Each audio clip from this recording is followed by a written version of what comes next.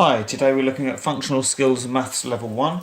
This is the Training Qualifications UK exam board. We've got past paper 14 and we're going to start with the non-calculator section. Question 1. Work out 203 divided by 100. So we've got 203. We're dividing by, so we're going to make it smaller. And we've got two zeros. So we've got the decimal point, because it's a whole number, the decimal point's at the end. At the moment it's not doing anything, but we need to move it for each zero. So we're going to move it once and twice. So we end up with 2.03. Question 2. Round 12.483 to the nearest whole number. Okay, so at the moment, that's the whole number. We've got the 12. So we look at the first digit after the decimal place. Sorry, after the decimal point, and it's a 4. So if it's less than 5, we can just forget all of it and round down to 12. If this had been a 5 or more, we'd need to increase this by 1 and we'd round it up to 13. But in this case, it's less. You can also think of it like a number line. The whole numbers either side of this number are going to be 12 down here, 13 up here. In the middle we would have 12.5, so anything less than 12.5 goes down to 12, as is this number here. Question 3. Work out the difference between 25 and minus 12. I'm going to do a number line for this one. So 25 is going to be up here. Minus 12 is going to be down here. 0 is going to be somewhere slightly closer to this number than that number. It's just a sketch, so it doesn't matter if it's accurate or not. Okay, so we can see we've got this gap here from minus 12 to 0, which has got a value of 12, and then we've got 0 up to 25,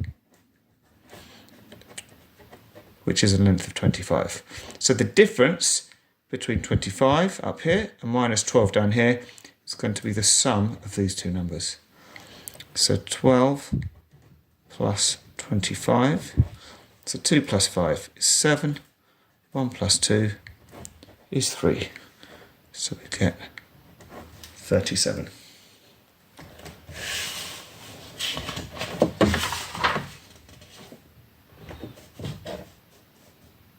Question 4.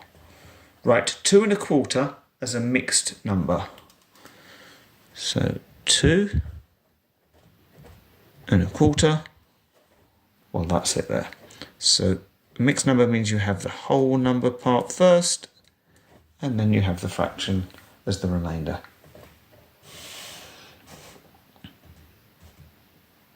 Question 5.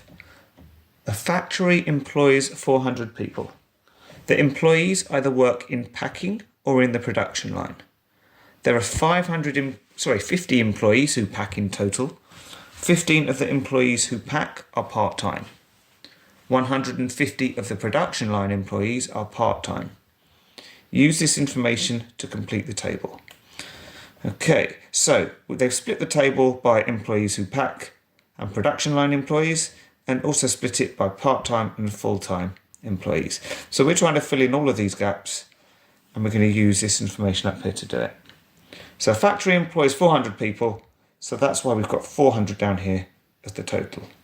So what's the next bit of useful information? There are 50 employees who pack in total. So employees who pack in total, there's 50. Next bit, 15 of the employees who pack are part-time. So we're still looking at these. So 15 of this 50 are part-time. So part-time. Okay. 150 of the production line employees, so these, are part-time. So that's going to be in here. That's all the information we've got, but we can use that to fill in the gaps. So I'm going to go for this number first because the total for part-time is going to be this 15 plus 150. So 15 plus 150. 0 plus 5 is 5. 5 plus 1 is 6. And 1 is 1. So we've got 165 here in total. Okay, now I'm going to go for this number. It doesn't matter which order you do them. You basically want to look for a row or a column that's only got one value missing. So 15 part-time, so 15 plus something is going to give us 50.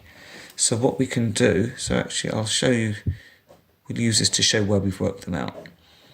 So for this one, we're going to say we've got 50 in total, 15 are part-time. So if we take those away, what's left will be full-time. We can't take 5 away from 0, so we reduce this by 1 to make it 4, and give 1 over to make that 10 minus 5, which is 5, and 4 minus 1 is 3. So we've got 35 full-time employees who pack. Right, so let's find another row, well, a row this time where we've got one value missing. So we've got 50 employees who pack. We need to find out how many production line employees there are, but we know the total is 400. So this one is going to be the 400 minus the 50. 0 minus 0 is 0. 0 minus 5 we can't do, so reduce the 4 by 1. And give 1 across to make it 10 minus 5 is 5. 3 minus nothing is 3. So we've got 350 here. Now we can fill in this one. So we want 150 plus something is going to give us 350. So we can say we'll take the total, take the 350, subtract the part-time production line employees, and that's going to leave us with the full-time production line employees. So 0 minus 0 is 0, 5 minus 5 is 0, 3 minus 1 is 2. So we've got 200 in here. And this box here, well, we can do 400 minus 165, or because we've got these two, we can do it as an addition instead. 35 plus 200. Well, 200 plus 35 is just going to be 235. And if we want to do a check, we can make sure that these two numbers added together give us the 400, which 5 plus 5 is 10, carry the 1, 6 plus 3 plus 1 is 10, carry the 1, 1 plus 2 plus 1 is 400. So that all works. 2 marks. So quite a few calculations to do there. But put all the information in first and then fill in the gaps.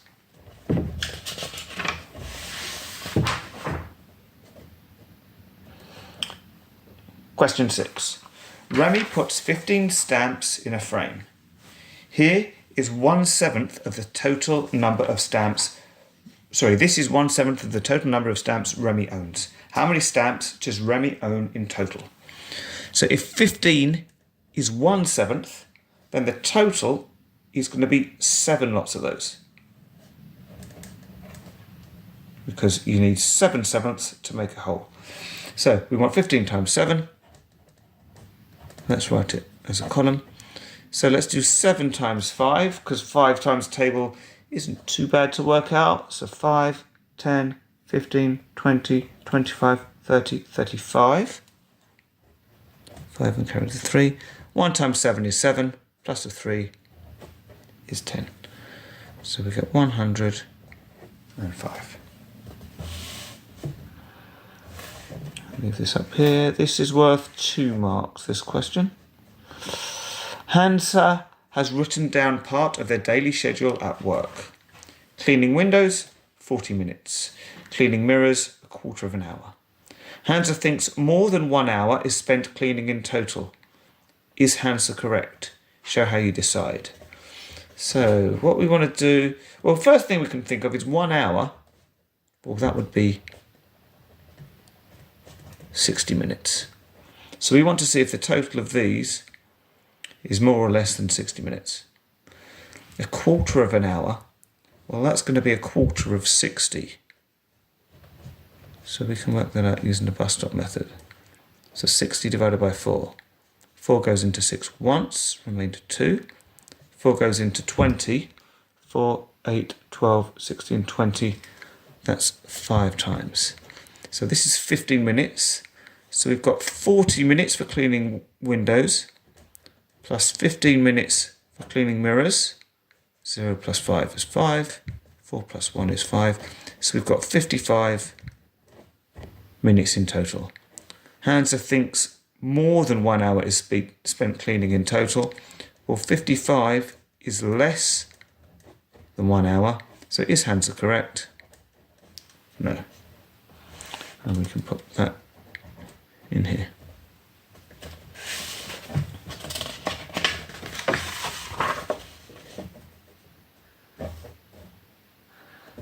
This is worth 2 marks for question 8. Senna is planning a cycle route on a map. 1 centimetre on the map represents 4 kilometres on the actual cycle route. Senna wants to cycle 24 kilometres in total. Senna plots a route on the map that measures 7 centimetres. Is Senna correct? Okay, well, she's marked 7 centimetres on the map. We know that 1 centimetre represents 4 kilometres. So we can do 1 cm represents 4 km. So 7 centimetres. Well, we want to do 7 times 4. Or 4 times 7 would be 7, 14, 21, 28. Would represent 28 kilometres. Well, that is not equal to 24 kilometres. So is Senna correct? No, they're not.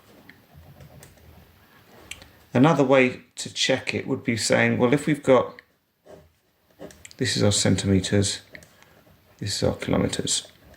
We've got 1 centimetre for 4 kilometres. We want to get up to 24 kilometres. So how do we get from 4 up to 24?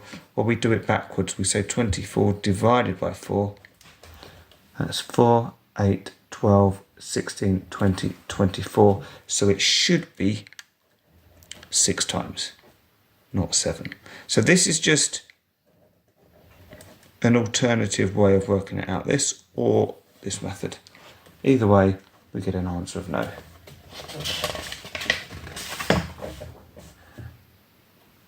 Question 9.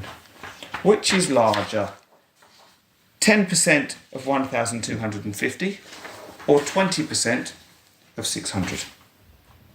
Okay, if we want 10% of something, we can just take off the 0 at the end. So we've got 125 or 20% of 600. Well, what we can do, we can say, well, 20% is 10% plus another 10%. So 10% would just take a 0 off the end. So this is saying it's 60 plus another 60. Let's do that over here. We'd have 0 plus 0 is 0. 6 plus 6 is 12. So 125 is larger than 120. So that means that this is larger here. So it's going to be 10% of 1,250. And that's the end of the non-calculator section. Okay, so now we're on to the calculator section.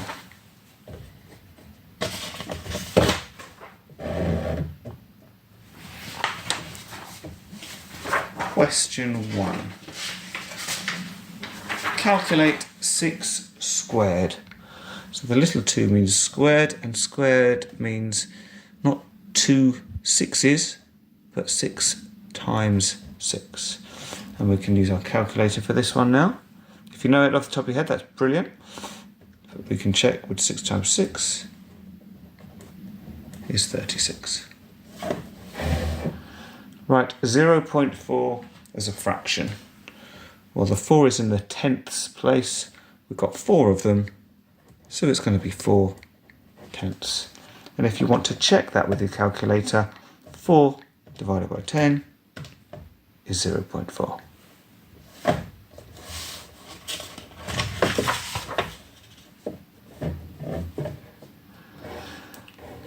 Question 3.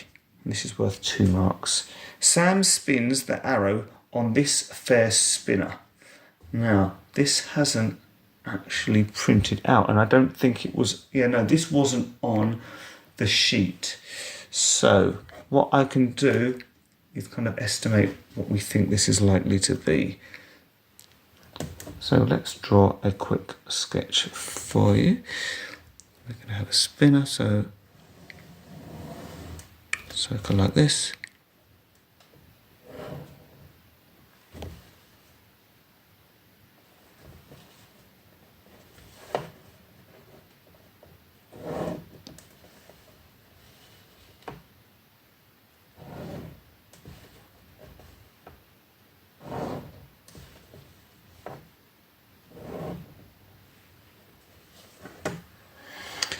And we're going to have 1, 2, 3, 4, 5, 6, 7, 8, 9, 10. Sam spins the arrow on this fair spinner. What is the probability that the arrow points to either 9 or 10? Well, we know we've got 10 spaces, so it's out of 10. There's 1 9, there's 1 10, so that's 2 possible slots that it can land on. So we've got 2 tenths, and we can put that down in here because they've said what's the probability, so this is the probability, and then give your answer as a fraction, which is here, and mark your answer on the scale below. Now the scale below is here, and we've got 1, 2, 3, 4, 5, 6, 7, 8, 9, 10 sections. So 2 tenths would be 2 places along on the line. So it's a shame that this didn't come out. I say it's not even on the original that they sent through, so it's not my printing, but this is what we would expect it to look like.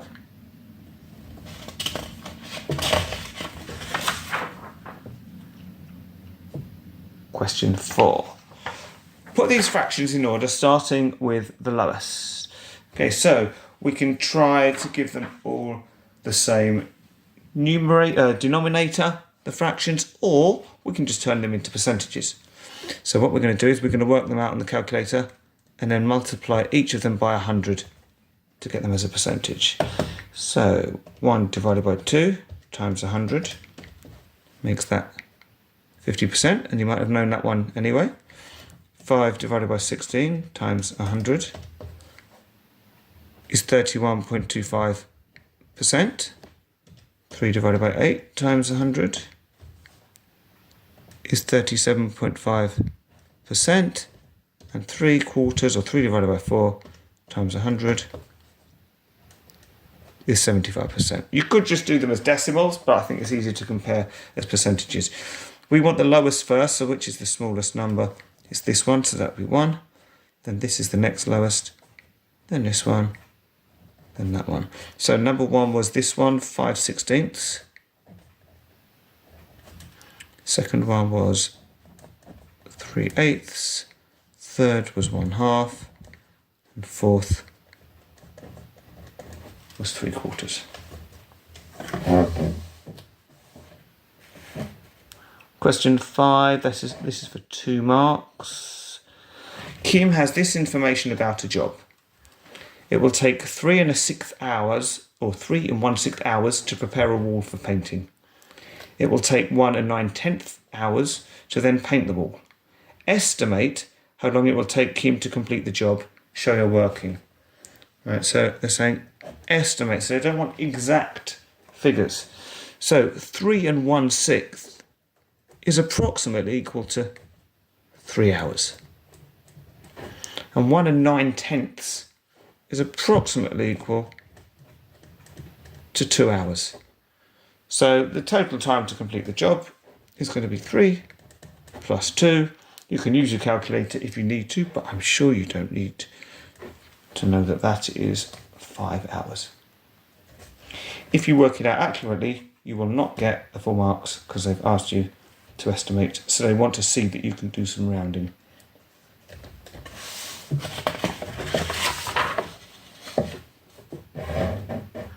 Question 6, this is for 2 marks. Terry has £5 and wants to buy these items. Cheese, £1.49p. Milk, £1.75. Apples, 85p. Bananas, 54p.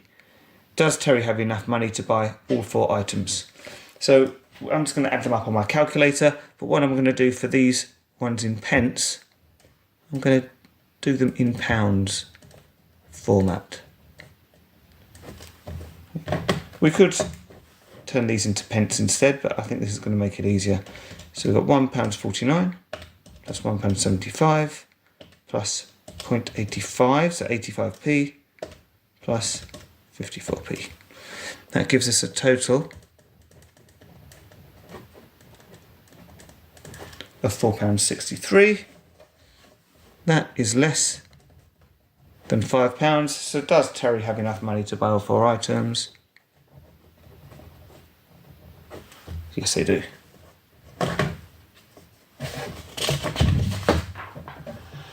Question 7. This is for 3 marks. Jude needs to buy 4 new cars for a company. Jude has a budget of £245,000. Jude sees this offer. Cars, £38,500 each, excluding VAT and delivery. Jude does the following calculation to work out the total cost. 1,000 plus 4 times £38,500 times 1.2. Jude says that there will be more than £60,000 left over. Is Jude correct? Okay, first thing we want to do is turn these words into digits. So £245,000. So £245,000. Okay, so what we're going to do is work out what this gives us and then take it away from here to see if we're left with £60,000 or not. Right, so we've got 1,000 plus 4 times 38,500 times 1.2. Now, if we're doing our order of operations, then we would need to do our multiplication first. So these are our multiplications. So we're going to do all of this before we do the addition at the end. Now you might be thinking, well, should I be applying VAT to delivery or not? Don't worry about the details of that. That's more of a tax question. Look at it as it's given. They've got an addition, we've got multiplications, so we'll do the multiplications first, addition later. Okay, so this part here, well, the first thing I'm going to do is I'm going to keep the 1,000 the same because we're not doing anything with that. We're just working out this part here. So 4 times 38,500 multiplied by 1.2. So that's 184,800. We now add on the 1,000 to give us 185,800 £. So we want to know how much is left over. So we've got the 245,000 that we start with. We're going to subtract 185,800. What I'm going to do is I'm going to put this in my memory, and then I can do 245,000 minus memory recall, which gives 59,200. Well, £59,200 is not equal to £60,000. So is Jude correct?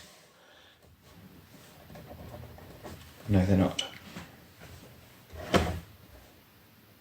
Well, it's not just, I've done it as is not equal to. They've actually said there'll be more than 68,000. So maybe rather than not equal, I should say it's actually less than that number. That would be more accurate. It still comes up with the conclusion, no, Jude is not correct.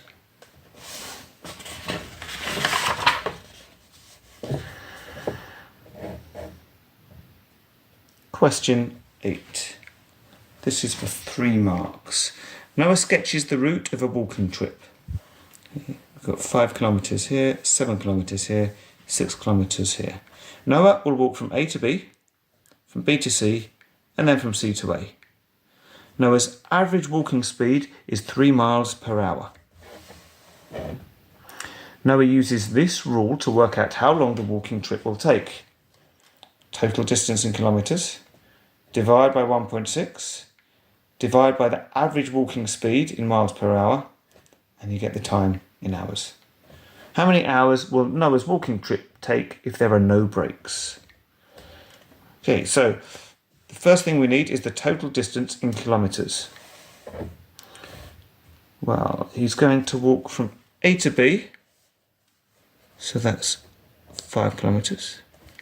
Then from B to C, that's 7 kilometres. And then from C to A, that's 6 kilometres. So we want the total of all of these. We want 5 plus 7 plus 6.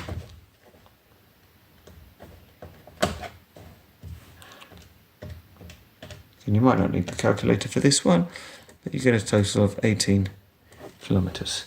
So now we can use that for this formula here. So we've got 18 is the total. We want to divide it by 1.6.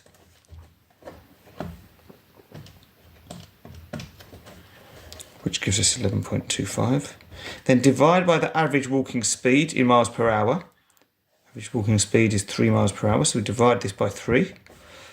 And that's going to give us the time in hours. So divide that by 3. We get 3.75 hours. And we put that in our answer box down here.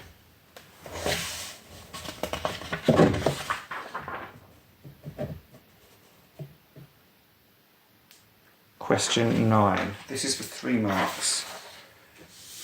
Blake is planning the route for a running competition. The planned route is shown below.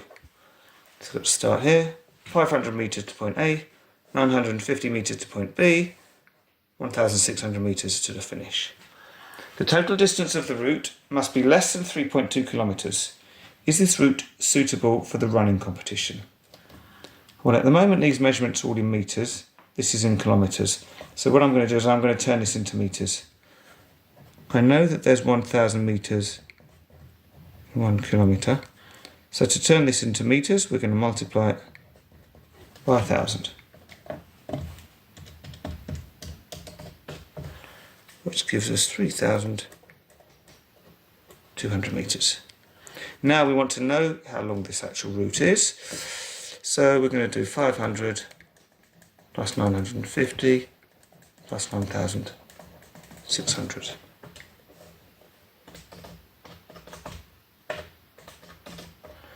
Which gives us 3,050 metres. Okay, we want to know if this is less than 3.2 kilometres, so we're comparing 3,050 with 3,200, and yes, it is less. So is it suitable? Yes, it is. And we put that down here in the answer box.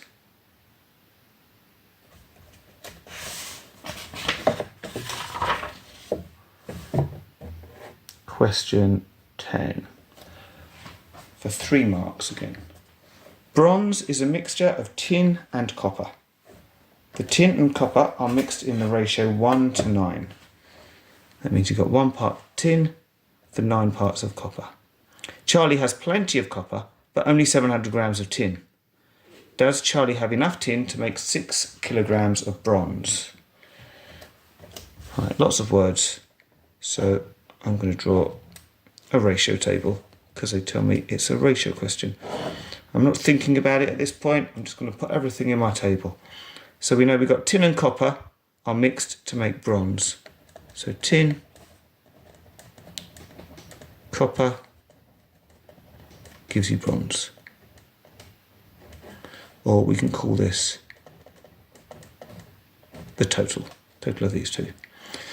So we've got 1 tin, we've got 9 copper. The total would be 1 plus 9, 10 of bronze.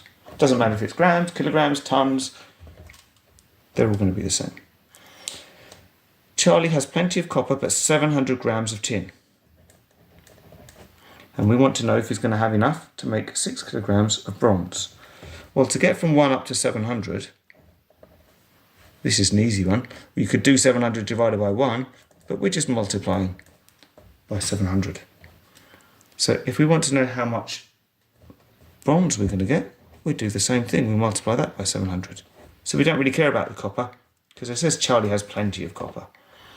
So we're going to do 10 times 700, which means we will get 7,000 grams of bronze. Now, does Charlie have enough to make 6 kilograms of bronze? I know that 1,000 grams make 1 kilogram. So if we want to turn this into grams, we're going to multiply it by 1,000. 6 times 1,000. Sure, you don't need your calculator to tell you that that is 6,000 grams. Well, 7,000 that we can make is greater than 6,000 that we need. So does Charlie have enough? Yes, they do.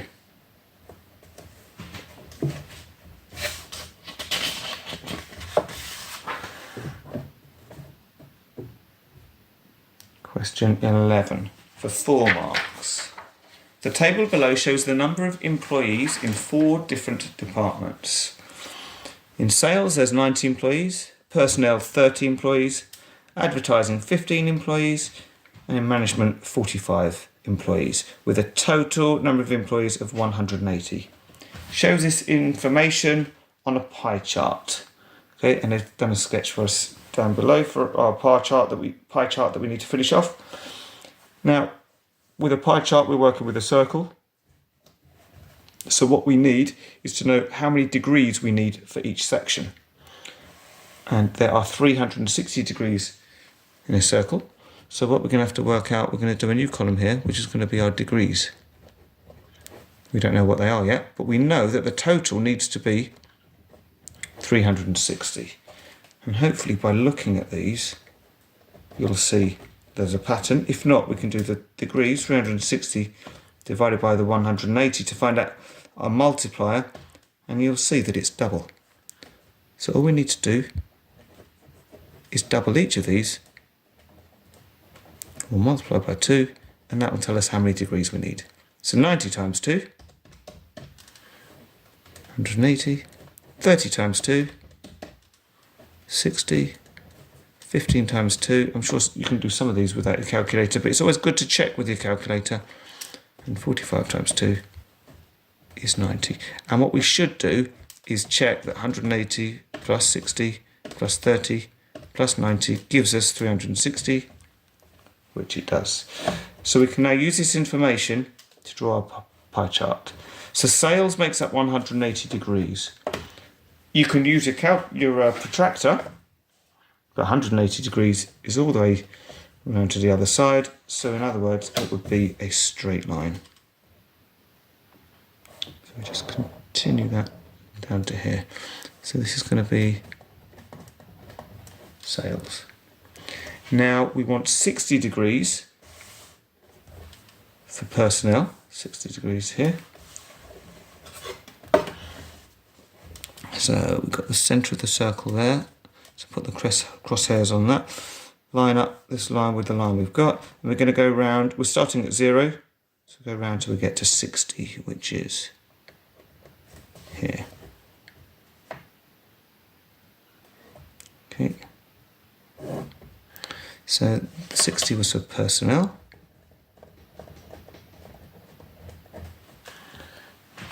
Now the next one is 30 degrees. The last one is 90 degrees, so I'm actually going to do the last one first because I think that would be easier.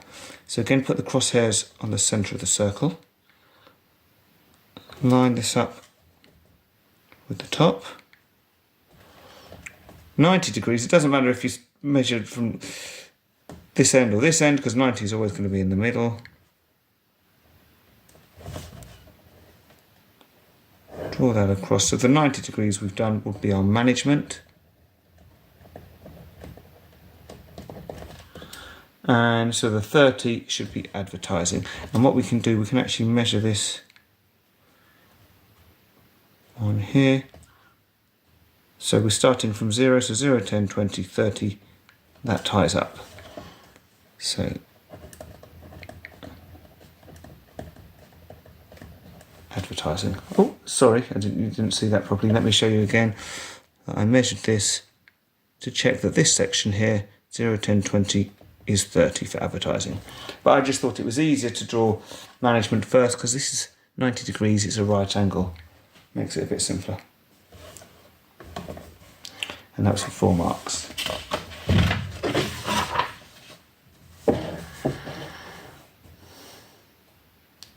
Question 12. This is for 4 marks.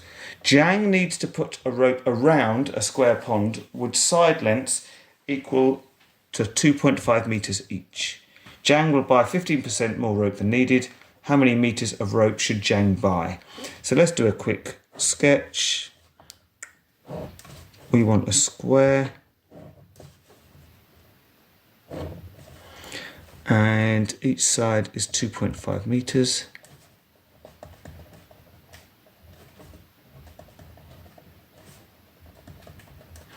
And it's going to go all the way around, and then we're going to need 15% more. Well, if we just do all of these, 2.5, 2.5, 2.5, 2.5, so that's 4 lots of 2.5. Or you could do it as an addition, but I think multiplication is probably quicker. That's a total of 10 metres. Now we need an extra 15%, so 15 out of 100 times 10. Is 1.5 metres. So the total rope we need is going to be these two added together, which is going to be 11.5 metres. And that's what they've asked us to calculate. So we need to work out the perimeter of the square or the pond, then work out the 15%, add them together, and that's the answer we're after.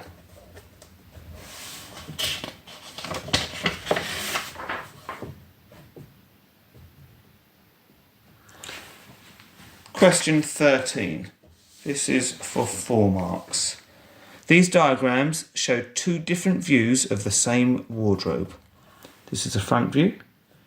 This is the side view. And we've got measurements on here for us. So you can see they're both going to be the same height, which makes sense. But it's width of 85 centimetres, but the side view will be the depth, which is 50 centimetres. The wardrobe is in the shape of a cuboid. Monroe says the top surface area of the wardrobe is less than 4,400 centimetres squared. Is Monroe correct? Show how you decide. So, it's all a bit flat at the moment, but we're talking about a cuboid, which is a 3D shape. So I'm going to do a little sketch for us. So if this is our front view, we've got something like that. The side is going to be here, so we'd have 85 centimetres across. We know it's 180 centimetres tall. This depth here is 50 centimetres going back. And so if you can imagine, the top bit, which they're talking about, is going to be the piece on top. And I'm going to do some dotted lines so you can see the other sides of the cuboid. Hopefully that kind of brings it to life, makes it a bit more 3D. So we want the area of this on top. So now if I draw a sketch of the top. So we said it's going to be 85 centimetres across and 50 centimetres deep. We want the surface area, so it just means the area of the top. So we're going to do 85 times 50, because the area is the length times the width, which is going to be 85 times 50, which is, with the calculator, 4,250 centimetres. Well, 4,250 is less than 4,400. So is my no correct? Yes, they are. I'm going to write that in the answer box down here.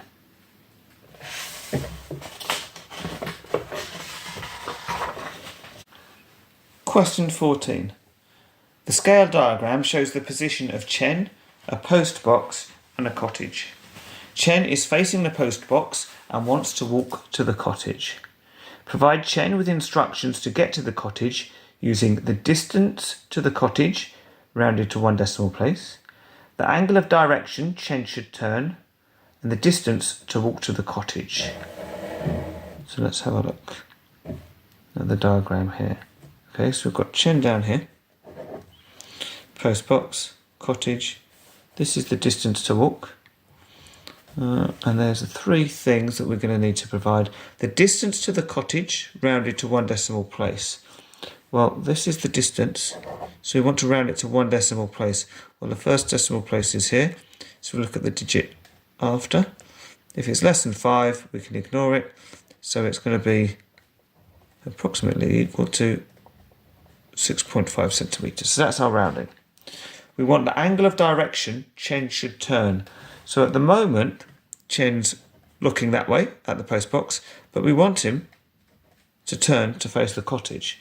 So we want to know what this angle is. We're going to use our protractor for that. Okay, so this is the angle we want.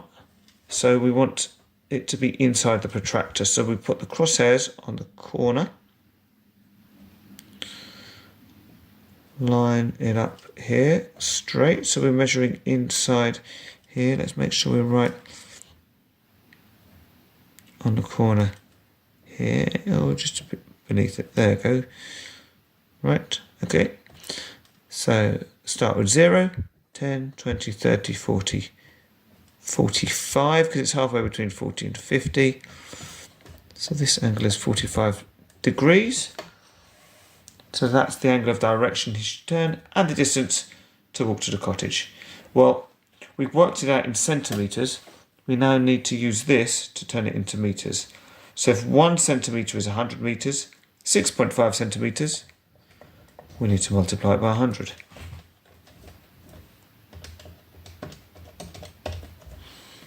To get 650 metres. So we've got all of the information we need. So they asked us to provide Chen with instructions to get to the cottage. So what we can say is turn 45 degrees, and we're going this way, so we're going to say clockwise. And then he's going to need to walk.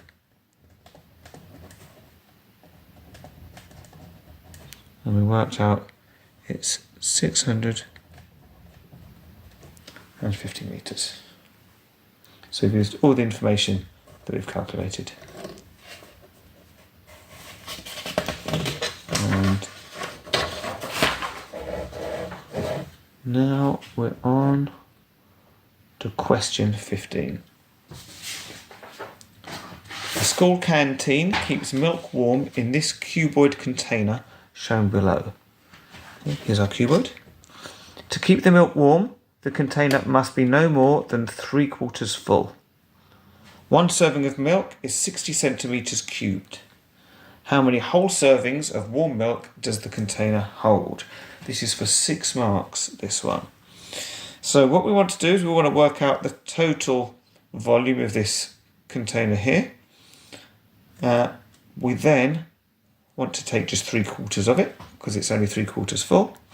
And we're then going to see how many of these 60 centimetre servings will fit in it. So we're going to divide it by 60.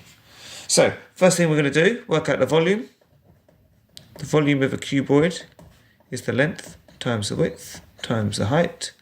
So it's going to be 50 times 28 times 15. Now obviously it doesn't matter which order you multiply them, because they're all multiplications, so you'll get the same answer. So 50 times 28 times 15 gives us a total of 21,000. And that's going to be centimetres cubed. Now we just want 3/4 of that. So we want 3/4 of 21,000. Well, we've already got that in the calculator, so just multiply it by 3/4, or 3 divided by 4, which gives us 15,750.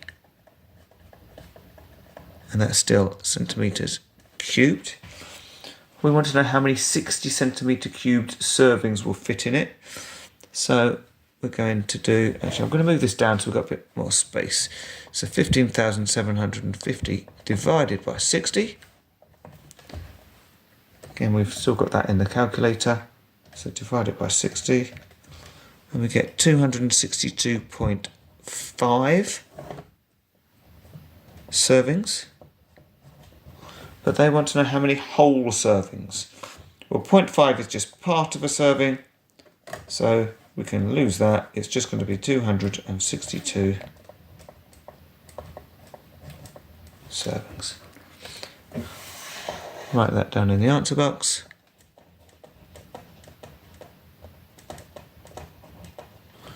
And that's the end of the paper.